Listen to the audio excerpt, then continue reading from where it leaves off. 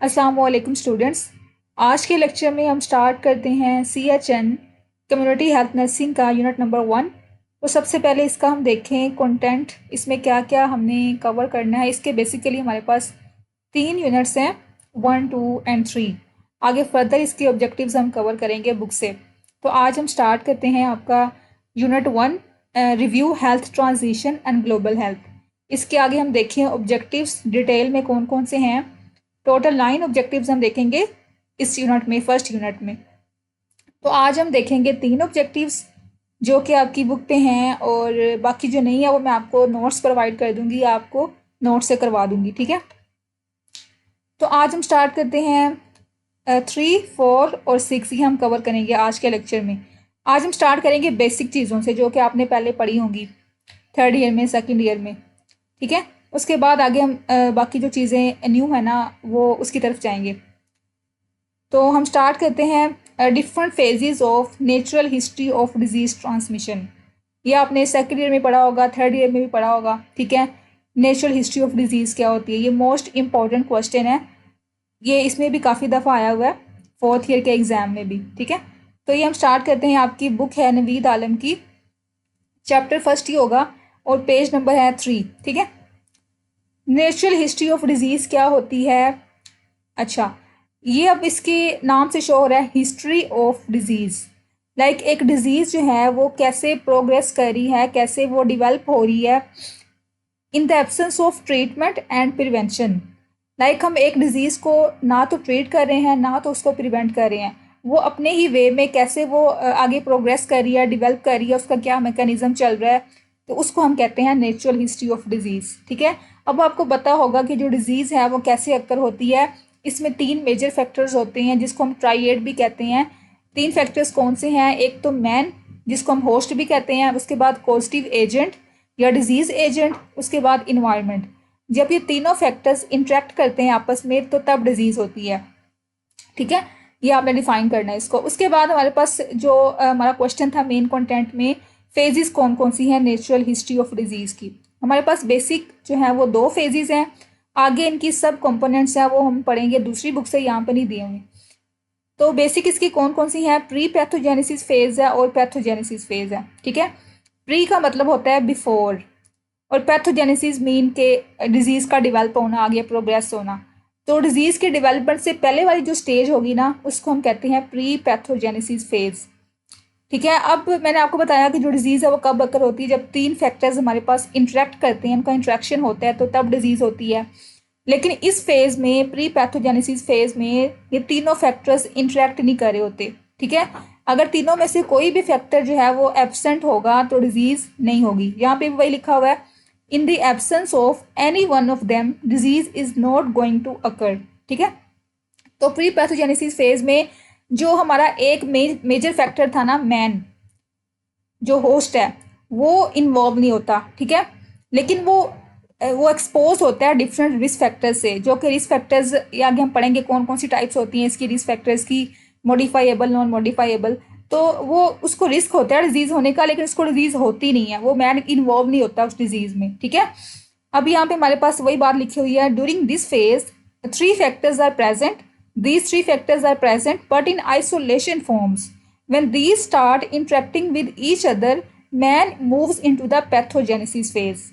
समझ आ गया होगी आपको कि इस फेज में 3 फैक्टर्स होते तो हैं लेकिन वो आइसोलेटेड फॉर्म में होते हैं, और डिजीज कब होती है, जब तीनों फैक्टर्स इंटरेक्ट करते हैं आपस में, ठीक है।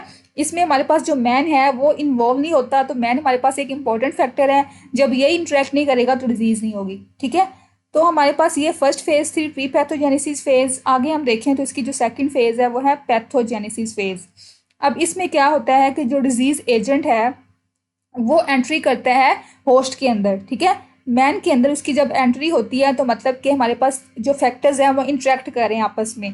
ये जब तीनों फैक्टर्स इंटरेक्ट करते हैं तो हमारे पास डिजीज अक्कर होती है, और वो किस फेज में होती है, पैथोजेनेसिस फेज में, ठीक है। ये यहाँ पे सिंपल सी जो है ना एक्सप्लेन किया हुआ था, यहाँ पे ये ट्राइएड भी दी हुई है, जस्ट आपने ऐसे रीड कर लेनी है।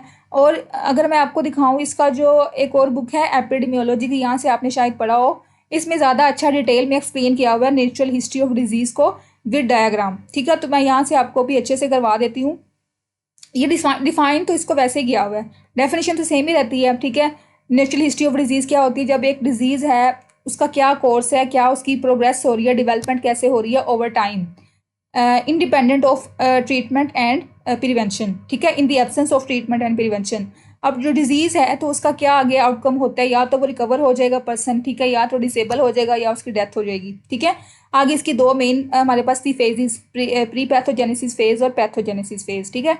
अब यहाँ पे ज़्यादा एक्स्ट्रा क्या दिया हुआ है कि जो हमारे पास प्री पैथोजेनेसिस फेज होती है ना, वो मैंने आपको बताया कि जो पर्सन है वो एक्सपोज होता है डिफरेंट रिस्क फैक्टर से, ठीक है, लेकिन उसमें डिजीज़ जो है वो अकर नहीं होती इस फेज़ में। अब जो रिस्क फैक्टर्स है ना, वो यहाँ पे इसकी दो टाइप्स बताई हुई हैं। एक होते हैं इम्यूटेबल रिस्क फैक्टर्स, जिसको हम कहते हैं नॉन मॉडिफाइबल, ठीक है, और ये हमारे पास होते हैं ससेप्टिबल फैक्टर्स, जो कि मॉडिफाइबल होते हैं। ये भी आप पढ़ते आ रहे हैं स्टार्टिंग से, ये जस्ट आपने ऐसे रीड कर लेना है। उसके बाद जो हमारे पास ये वही डेफिनेशन लिखी हुई है इसकी कि इसमें जो डिजीज़ है, डिजीज़ एजेंट है, वो उससे मैन एक्सपोज तो होता है लेकिन डिजीज़ अकर नहीं होती, ठीक है।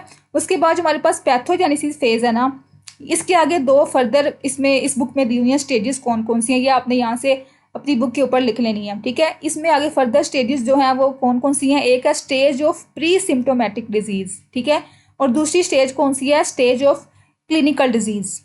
ये हमारे पास किसकी स्टेजेस हैं, पैथोजेनेसिस फेज की स्टेजेस हैं, ठीक है। अब इनमें डिफरेंस क्या है, इसमें मैंने आपको बताया कि डिजीज़ अक्कर हो जाती है, ठीक है, जो एजेंट है वो जो डिजीज़ एजेंट है वो मैन के अंदर एंटर हो जाता है, होस्ट के अंदर एंटर हो जाता है। तो इसमें डिजीज़ अक्कर होगी तो सारी बात है, जब डिजीज़ होगी तो उसकी साइन सिम्टम्स भी अपेयर होना स्टार्ट हो जाएंगे, ठीक है। अब इसकी दो फेजेस कौन सी हैं, प्री सिम्टोमेटिक है। प्री सिम्टोमेटिक का मतलब है कि इसमें डिजीज़ तो हो गई है, बॉडी में चेंजेस आ रहे हैं, पैथोलॉजिकल चेंजेस आ रहे हैं, लेकिन साइन सिम्टम जो है वो अभी अपेयर नहीं हुए, ठीक है। तो वो स्टेज हमारे पास है प्री सिम्टोमेटिक डिजीज़, मतलब कि सिम्टम्स अपेयर होने से पहले वाली जो स्टेज है ना, वो ये वाली होती है, ठीक है। उसके बाद जो हमारे पास क्लिनिकल डिजीज़ की जो स्टेज है ना, इसमें क्या होता है, साइन सिम्टम जो है वो अपेयर होना स्टार्ट हो जाते हैं, ठीक है। Recognisable signs and symptoms have appeared as a result of changes in the form and function. अब जैसे जैसे डिजीज़ है वो प्रोग्रेस कर रही होती है तो जाहिर बात है उसकी जो साइन सिम्टम्स है बॉडी में वो अपेयर होना स्टार्ट हो जाएंगे, ठीक है। अब उसकी सिवियरिटी की बेस पे आगे जो है वो उसके आउटकम आएंगे, या तो वो डिजीज़ प्रोसेस जो है वो आगे पर्सन में अगर ज़्यादा वो प्रोग्रेस कर गई है तो वो डिसेबल हो सकता है, डिफेक्ट में जा सकता है, उसकी डेथ हो सकती है, या तो फिर उसकी रिकवरी हो सकती है, ठीक है। तो ये हमारे पास इसका इंपॉर्टेंट क्वेश्चन था। यहाँ से डायग्राम जो है वो आपने ड्रॉ करनी है अपनी बुक के ऊपर, वहाँ पे नवीद आलम की, या अपने नोट्स आपने बना लेने हैं। ये वही लिखा हुआ है इसमें। ये हमारे पास फर्स्ट स्टेज है, फर्स्ट फेज है, ठीक है, प्री पैथोजेनेसिस फेज, जिसमें मैन जो है वो इन्वॉल्व नहीं होता, वो इंटरेक्ट नहीं कर रहा होता। उसके बाद हमारे पास जो सेकंड थी ये हमारे पास है पैथोजेनेसिस फेज। इसके आगे दो हमारे पास हैं, प्री सिम्टोमेटिक है और स्टेज ऑफ क्लिनिकल डिजीज़ है। इसके आगे जो आउटकम्स आते हैं, या तो रिकवरी हो जाती है या फिर डिसेबिलिटी, डिफेक्ट और डेथ की तरफ जाता है पर्सन, ठीक है। तो आपने ये अच्छे से करना है, या ये वाली बुक पे ज़्यादा अच्छा दिया हुआ है, ठीक है। तो अगर हम वापस जाएं अपने कंटेंट की तरफ, तो इसमें हमारा जो ये क्वेश्चन था फेजेस का वो कंप्लीट हो गया है। उसके बाद अगर हम देखें तो हमारा जो ये क्वेश्चन है, ये आपका मैं अभी दिखाती हूँ, ये पास पेपर में भी क्वेश्चन आया हुआ आपका काफ़ी दफ़ा, discuss the important health statistics of Pakistan, ठीक है। अब स्टैटिस्टिक्स क्या होता है, ये वैल्यूज़ होती हैं, डाटा होता है, इंफॉर्मेशन होती है किसी भी चीज़ के बारे में। अब यहाँ पे हेल्थ की बात की हुई है तो हम हेल्थ से रिलेटेड डाटा की बात कर रहे हैं, ठीक है, हेल्थ से रिलेटेड स्टैटिस्टिक्स की बात कर रहे हैं पाकिस्तान की, ठीक है। मतलब इसकी क्या पॉपुलेशन है, क्या बर्थ रेट है, क्या डेथ रेट है, ठीक है, आगे इसकी क्या मोर्टेलिटी है और मोर्बिडिटी वगैरह, ये सारा हम देखेंगे इसकी क्या क्या वैल्यूज़ हैं। तो इसमें हमने वैल्यूज़ को पढ़ना है बेसिकली। तो अगर हम इसकी बुक से देखें ना, जो हमारी बुक है नवीद आलम की, वहाँ पे इसकी जो है ना हेडिंग वो चेंज होगी, उसमें होगा डेमोग्राफिक इंफॉर्मेशन के नाम से, ठीक है, डेमोग्राफिक फीचर्स ऑफ पाकिस्तान। अब ये जो बुक पे लिखा हुआ ना, ये सारी जो हमारे पास है ये स्टैटिस्टिक्स ही होती हैं पाकिस्तान की। तो ये हमारे पास बहुत पुरानी लिखी हुई है, 2017 की लिखी हुई है स्टैटिस्टिक्स, ठीक है। इसके अकॉर्डिंग क्या है कि जो पाकिस्तान की पॉपुलेशन है वो कितनी है, 207 मिलियन से अबव है, ठीक है। और ये पाकिस्तान जो है 5th most populous country in the world है। अब ये 2017 की बात हो रही है, लेकिन हमने क्या करना है, हम तो अभी 2025 में है ना, तो हमने रीसेंट और करंट जो है वो बतानी है स्टैटिस्टिक्स, ठीक है। तो मैं आपको आगे वो भी बता देती हूँ कि रीसेंट वाली जो है वो थोड़ी चेंजेस उसमें आई हैं, तो उसमें आपने जो है ना बुक के ऊपर नोट कर लेना, या फिर आपने अपने नोट्स बना लेने हैं, ठीक है। ये भी हमने पढ़ लेना जो बुक के अकॉर्डिंग है, और बाकी जो मैं आपको करवाऊंगी वो भी आपने नोट डाउन कर लेना है। अच्छा, पॉपुलेशन हमने बात कर ली। उसके बाद जो CBR है, CBR क्या है? क्रूड बर्थ रेट है। कितना बर्थ रेट है ये आपने ऐसे रीड कर लेना, ठीक है। उसके बाद क्रूड डेथ रेट कितना था 2017 के अकॉर्डिंग। इसके बाद इन्फेंट मोर्टेलिटी रेट कितना था। उसके बाद मटरनल मोर्टेलिटी रेट कितना था, ठीक है। ग्रोथ रेट कितना था, ठीक है। ये हमारे पास सारी वैल्यूज़ हैं, ये सारी हमने एज इट इज़ लिखनी होती है, ये आपने याद करनी है इनको, ठीक है। फर्टिलिटी रेट क्या है, ग्रोथ रेट क्या है, लिटरेसी रेट क्या था, ये सारी हमारे पास क्या है? स्टैटिस्टिक्स हैं या फिर डेमोग्राफिक फीचर्स हैं पाकिस्तान के, ठीक है। Urban population, rural population, life expectancy male की कितनी थी। अब ये क्या होती है? ये एवरेज नंबर ऑफ ईयर्स होती हैं जो कि एक पर्सन जो है वो जी सकता है अपनी लाइफ में, ठीक है। अब इसमें जो है ये सारी वैल्यूज़ आपने याद कर लेनी है। ये हमारे पास थी बुक के अकॉर्डिंग, जैसे कि ये पास पेपर का क्वेश्चन है, ये मैं आपको दिखा देती हूँ, ये आया हुआ as it is important health statistics of Pakistan, ये सारा आपने वही लिखना है। लेकिन अब यहाँ पे जो है ना वो अपडेटेड फॉर्म में लिखा हुआ है, ये 2013 या 14 सॉरी आगे जो है ना इसका 2024 या 23 का होगा, ठीक है, ये वाला। तो ये भी आपने ऐसे रीड कर लेना है। लेकिन जो मैंने ये नोट्स बनाए हुए थे ना, ये भी रिसेंट की जो है हेल्थ स्टैटिस्टिक्स के अकॉर्डिंग बनाए हुए हैं, ठीक है। तो ये आपने ऐसे ही यहाँ से स्क्रीनशॉट लेके अपनी बुक के ऊपर या रजिस्टर के ऊपर नोट डाउन कर लेने हैं, इसमें क्या क्या चेंजेस आई हैं, ठीक है। सारी बात अब ये इंक्रीज़ हो रहा होगा। तो पॉपुलेशन जो हमारी ये यहाँ से थोड़ी मिस्टेक हुई है, जो पॉपुलेशन है वो यहाँ पे लिखी हुई है नीचे 240 मिलियन से अबव हो गई है, ठीक है। उसके बाद जो हमारे पास लाइफ एक्सपेक्टेंसी है वो भी चेंज हो गई है, मेल में भी और फीमेल में भी, ठीक है। लाइफ एक्सपेक्टेंसी जो मेल में है वो 65 ईयर्स है और जो फीमेल है उसमें 69 ईयर्स है, ठीक है। उसके बाद हमारे पास IMR है, MMR है, चाइल्ड मोर्टेलिटी रेट है, ये सारा आपने ऐसे नोट डाउन कर लेना है। इसमें सारी वैल्यूज है, इसमें कोई ऐसा कंसेप्ट नहीं है जो कि समझाने वाला हो, ठीक है। उसके बाद ये हमारा क्वेश्चन इंपॉर्टेंट है, मैंने आपको दिखाया, ये पास पेपर में आया हुआ है। नेक्स्ट हम देखें तो हमारे पास जो इसका 6 ऑब्जेक्टिव है, measures of disease frequency and disease occurrence, ठीक है। ये भी आपने पढ़ा होगा 3rd ईयर में या 1st ईयर में।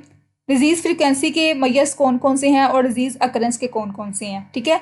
ये आपकी बुक पे है, इनाम दानिश की बुक से हम करते हैं आपका। इसमें जो डिजीज़ मेजर है ना, उसमें डिजीज़ फ्रीक्वेंसी है, उसमें हमारे पास आ जाते हैं इसकी रेट, रेशो, ठीक है, और proportion.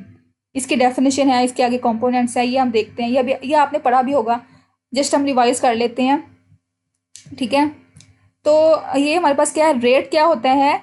Rate measures the occurrence of some particular event in a population during a given time period, ठीक है। जो रेट है वो क्या मेजर करता है? किसी भी इवेंट या कोई भी ऐसा फिनोमेना हुआ है उसकी अकरेंस को वो मेजर करता है किसी भी पॉपुलेशन में, ठीक है, during a given time period. अब इसके 4 एलिमेंट्स होते हैं, यहाँ से MCQs आ जाते हैं कि जो ये आगे हम पढ़ते हैं इसमें क्या डिफरेंस है रेशो और रेट में। इसके 4 एलिमेंट्स कौन कौन से हैं? न्यूमरेटर होता है इसके अंदर, ठीक है। इसके अलावा डिनोमिनेटर होता है, टाइम स्पेसिफिकेशन होती है और मल्टीप्लायर होता है, ठीक है। जैसे आपको एग्जांपल समझ आ जाएगी, ये जो हमारे पास डिवीजन से ऊपर वाली होती है ना वैल्यू, ठीक है, उसको हम कहते हैं नोमिनेटर, और जो नीचे वाली वैल्यू होती है उसको हम कहते हैं डिनोमिनेटर, ठीक है। तो इसमें दोनों होते हैं और टाइम स्पेसिफिकेशन होती है, ठीक है। टाइम स्पेसिफिकेशन में क्या है? यहाँ पर लिखा हुआ है मिड ईयर, ठीक है। तो ये हमारे पास टाइम आ जाएगा ना, मिड ईयर। उसके बाद मल्टीप्लायर होता है, मतलब कि इसको हम मल्टीप्लाई करते हैं 1000 से, ठीक है। तो ये हमारे पास इसकी एग्जाम्पल भी होगी और आपको इसका कंसेप्ट भी क्लियर हो गया कि इसमें कौन कौन से एलिमेंट्स होते हैं जो सारे इसमें कवर हो रहे हैं, ठीक है। उसके अलावा अब यहाँ पे एग्जाम्पल दी हुई है crude birth rate, crude death rate, ये सारी आप कोई भी दे सकते हैं इसमें। उसके बाद हमारे पास है रेशो। अब रेशो जो है वो क्या होता है, किसको एक्सप्रेस करती है ये रेशो? ये 2 रैंडम क्वांटिटीज़ के रिलेशन को एक्सप्रेस करती है, ठीक है। 2 रैंडम क्वांटिटीज़ के रिलेशन को ये एक्सप्रेस करती है रेशो, ठीक है। इसको हम एक्सप्रेस किस फॉर्म में करते हैं? इन the form of x ratio y और x डिवाइडेड बाय y, ठीक है। अब इसका जो मेन फीचर है, इसमें जो न्यूमरेटर है is not a component of the denominator, ठीक है। ये दोनों अलग अलग होंगे, जो नोमिनेटर है वो अलग होगा, जो डिनोमिनेटर है वो अलग होगा, ठीक है। ये आगे हम पढ़ेंगे। इसमें जो है वो इसका पार्ट होता है, ठीक है, ये आगे आपको समझ आ जाएगी। लेकिन आपने यहाँ पे इसका MCQ याद रखना है कि जो नोमिनेटर है वो डिनोमिनेटर का पार्ट नहीं होता, उसका कंपोनेंट नहीं होता। और इसमें जो हमारे पास मल्टीप्लायर है जो इसमें था वो इसमें नहीं होता, इसमें कोई टाइम स्पेसिफिकेशन भी नहीं होती, ठीक है। जैसे कि अब यहाँ पे एग्जांपल दी हुई है सेक्स रेशो, ठीक है। सेक्स रेशो में क्या है? मेल और फीमेल आएंगे ना, तो इसमें हमने कैसे इसको लिखना है, number of live birth of male, number of live born female. ठीक है, अब ये देखो जो मेल है वो अलग क्वांटिटी है और जो फीमेल है वो अलग है। ठीक है, तो दो रैंडम क्वांटिटीज की जो रेशो होती है, जो रिलेशन होता है, उसको हम कहते हैं रेशो। ठीक है, तो यहाँ पे सेक्स की बात हो रही है, तो सेक्स में दो ही कैटेगरीज आती हैं, मेल और फीमेल। ठीक है ना, यहाँ पे ना तो कोई टाइम स्पेसिफिकेशन की बात हुई है और ना यहाँ पे कोई मल्टीप्लायर है। ठीक है, ये आपने एग्जांपल यहाँ पे नोट डाउन कर लेनी है। उसके बाद हमारे पास क्या है, प्रपोर्शन। प्रपोर्शन और इसमें क्या डिफरेंस है, इसमें जो है ना, ये जो न्यूमरेटर है वो इसका पार्ट होता है डिनोमिनेटर का। ठीक है, जैसे अब यहाँ पे एग्जाम्पल है ना, males over male plus female. ठीक है, यहाँ से आपको समझ आ रही होगी कि जो मेल है वो इसका पार्ट है ना, ये हमारे पास क्या है, डिनोमिनेटर। तो जो नोमिनेटर होगा वो इसमें इंक्लूड होगा हमेशा डिनोमिनेटर में, ये आपने एमसी को याद रखना है। ठीक है, ये हमारे पास पार्ट टू द होल होता है। पार्ट टू द होल का जो रिलेशन है ना, उसको इंडिकेट कर रही होती है प्रपोर्शन। यहाँ पे लिखा हुआ है which indicates the relation in magnitude of a part to the whole. ये होल है मेल और फीमेल, और जो मेल है वो इसी का पार्ट है, नीचे वाले का। ठीक है, डिनोमिनेटर का। या आपने इसको जो है ना वो मिक्स नहीं करना। अब इसको जो इसमें हम एक्सप्रेस करते थे रेशो की फॉर्म में, एक्स रेशो वाई, और इसमें हम करते हैं परसेंटेज की फॉर्म में। ठीक है, आपने ये हमेशा याद रखना है कि जो प्रपोर्शन होती है ना, वो परसेंटेज की फॉर्म में इसको एक्सप्रेस करते हैं। यहाँ पे एग्जाम्पल आपने ये वाली लिख लेनी है अपनी बुक के ऊपर, और यहाँ पे आपने सेक्स रेशो वाली एग्जाम्पल जो है वो नोट डाउन कर लेनी है। ठीक है, यहाँ तक हमारे थे मेजर्स ऑफ अकरेंस। ठीक है, मेजर्स ऑफ फ्रीक्वेंसी। ठीक है, उसके बाद आगे जो हमारे पास मेजर्स ऑफ अकरेंस है ना, इसमें आगे हमारे पास आते हैं इंसिडेंस और प्रिविलेंस। इसमें क्या डिफरेंस है, अच्छा ये भी आपने पढ़ा होगा, इसका आपको कंसेप्ट होगा, हम यहाँ पे दोबारा रिवाइज कर लेते हैं। जो इंसिडेंस है वो क्या होता है, number of new cases, number of new cases of disease occurring in a defined population during specific period of time. मतलब जो भी कोई भी डिजीज है ना, उसके जो भी न्यू केसेस आ रहे हैं ना किसी भी पॉपुलेशन में during a specific time period, ठीक है, उसको हम कहते हैं इंसिडेंस। यहाँ पे आपने वर्ड याद रखना है, न्यू केसेस। ठीक है, लेकिन जो हमारे पास प्रीवलेंस है ना, इसमें क्या होता है, ओल्ड प्लस न्यू दोनों होते हैं। टोटल नंबर ऑफ इंडिविजुअल्स जिनको डिजीज होती है, who have a disease at a particular time. ठीक है, या फिर वो रिस्क पे होते हैं, या उनको डिजीज होती है, या फिर वो डिजीज के रिस्क पे होते हैं, तो ये सारे इसमें आ जाते हैं, ओल्ड भी और न्यू भी। तो यहाँ पे आपने वर्ड यूज करना है total number of individuals having a disease, और यहाँ पे न्यू केसेस ऑफ डिजीज। ठीक है, उसके बाद हमारे पास इसका फॉर्मूला आ जाता है पेपर में। जो इंसिडेंस है इसका फॉर्मूला क्या है, it is equal to prevalence over duration. ठीक है, अब इसके जो यहाँ से हम निकाल सकते हैं प्रीवलेंस, ये इधर आ जाएगा। ठीक है, प्रीवलेंस जो है is equal to incidence multiply by duration.